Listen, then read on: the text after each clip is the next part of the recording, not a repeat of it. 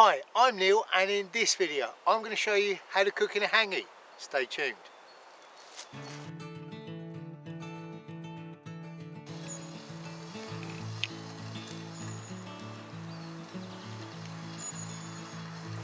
To create a hangi pit you're going to need several things.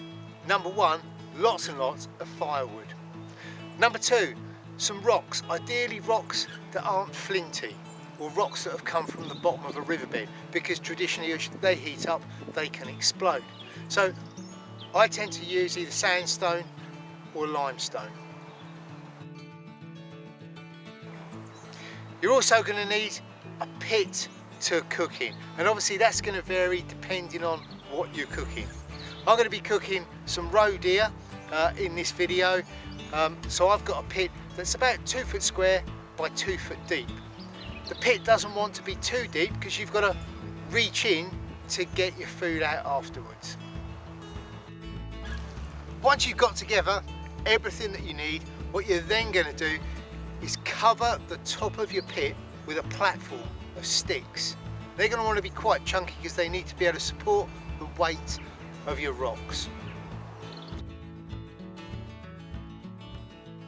First thing we do is light our fire on top of the platform, and then we gradually build the fire up. And once it's well established and quite a good size, we then add the rocks into it. With the rocks all added, then what we do is pile our wood over the top and allow those rocks to start heating. And that's going to take a good few hours. While that's happening, that gives us enough time to get on with preparing our meat ready to go in the pit.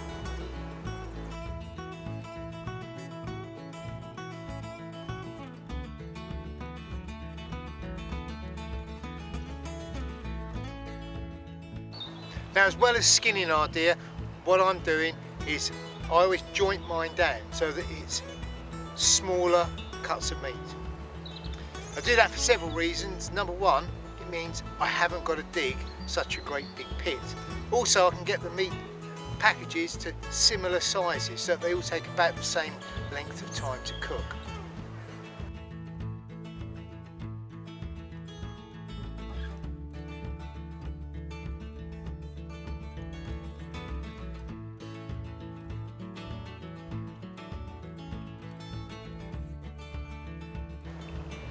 With that done, what I then do is wrap my meat so it's protected partially from the heat, and for that I could use several things. I could use some big burdock leaves or maybe some butterbur leaves.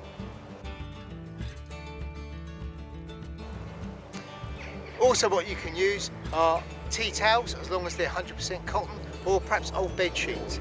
And then once the meat is all wrapped up, what I then do is tie it in place, and I usually wet the cloth as well, and that helps to build up the steam actually inside the oven once we start it cooking. Once that meat is all prepared, we can put that off to one side and go and check our fire pit. Okay, by now the platform should have burnt through and all the rocks will be in the bottom of the pit, and we can continue to add firewood for a good few hours just to get the heat really going in that pit, to start warming the ground up as well as the rocks up.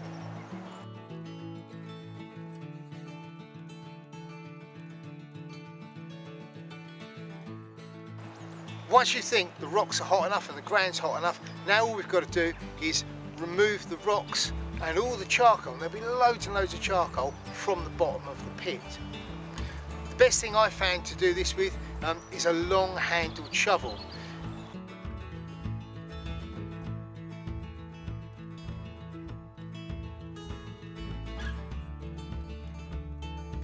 The long handled shovel allows me to take the rocks out and it helps to keep me that little further back from the heat.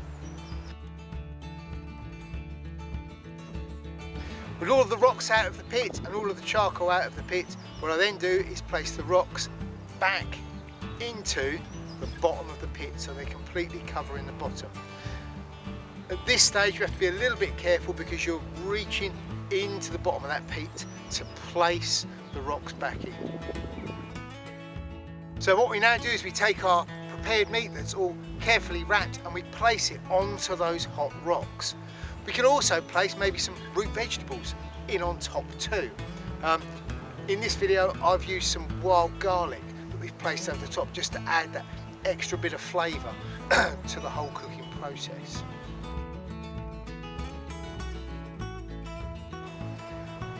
Once the meat's in the bottom there, well, then we cover the top with a layer of green sticks. And over the top of that, some sacking, and all that is there to do is to stop all of the earth falling in onto the top of the food. What we want to create is a steam chamber. So above that meat, there is an area that the steam can build up in.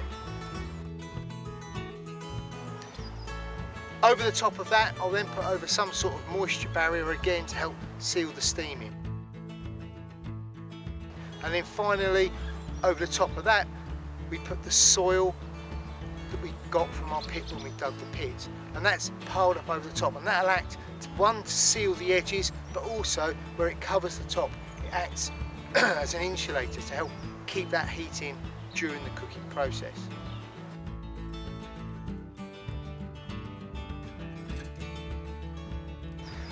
As far as the length of time, well, these traditionally allowed the food to cook all day.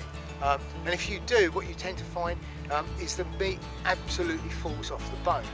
I like my venison fairly rare, so mine usually cooks for, depending on the size of the venison and the size of the cuts, anywhere between 2 to 3 hours. And usually it will come out fairly pink. While the meat's cooking, you could then use some of that charcoal, maybe with some Dutch ovens, and do a little bit of baking. Once it is cooked, well, then comes the big unveiling, and a little bit of care as we do this, because as we peel back the vapour barrier and we peel back the Hessian layer, you get a big waft of steam.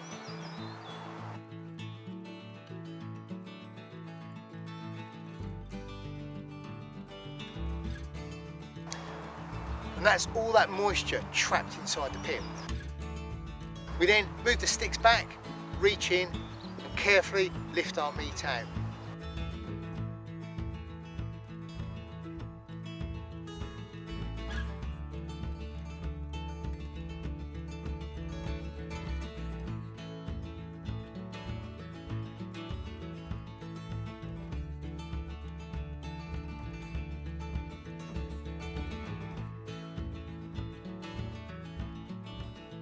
So once the meat is cooked and you lift it out of the pit, all we have to do then is carefully unwrap it and slice it, and there it is, good to go.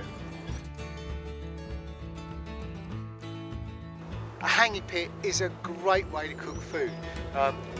If you're having a meet up, a gathering of friends, then a Hangi is the way forward. I've cooked in a Hangi many times, and I think they are absolutely superb. And I would encourage anybody to get out there and have a go at doing one. Yes, we have to take a little bit of care, remembering the right type of rocks, remembering not to make the pit too deep, but all of that effort is really worthwhile, because the end result is absolutely fantastic.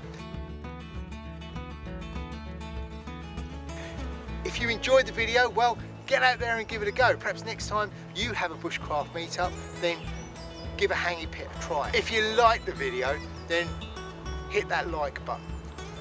If you think other people will enjoy it, then share it out to your friends. And then ultimately, if you like what I'm doing, then subscribe to my channel. Until next time, I'm Neil signing off. Stay safe.